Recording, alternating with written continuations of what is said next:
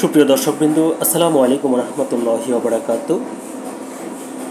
ইরানি হামলায় তছনছ ইসরায়েল, ক্ষতি ছাড়ালো $1.43 বিলিয়ন।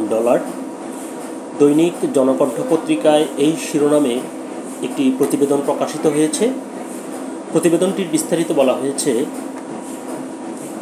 মাত্র 12 দিনের ইরান ইসরায়েল সংঘর্ষে ভয়াবহ আর্থিক ও মানবিক ক্ষতির মুখে পড়েছে ইসরায়েল। ক্ষেপণাস্ত্র হামলায় ঘর বাড়ি হারিয়ে বাস্তুচ্যুত হয়েছেন 15,000-এর বেশি নাগরিক। দেশটির স্থানীয় গণমাধ্যমগুলো বলছে, ক্ষয়ক্ষতির পরিমাণ ইতিমধ্যে $বিলিয়ন পৌঁছেছে। ইরানের দফায় দফায় ক্ষেপণাস্ত্র হামলায় ইসরায়েলের আধুনিক নগরীগুলো যেন রূপ নিয়েছে হরর সিনেমার দৃশ্যে।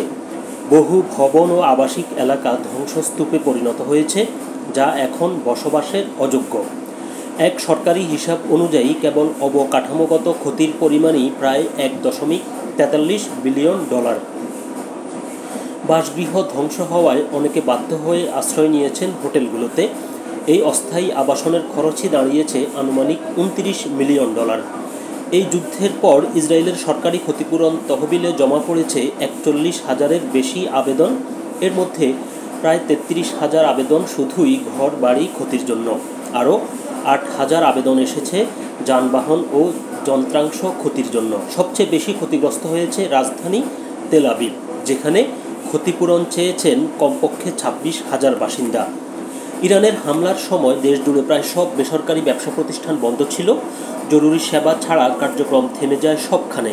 এতে ইসরায়েলের অর্থনীতিতে ব্যাপক লোকসান হয়েছে। শুধু সরাসরি ক্ষতি নয়, পরোক্ষভাবেও দেশটি পড়েছে দীর্ঘমেয়াদী চাপের মুখে।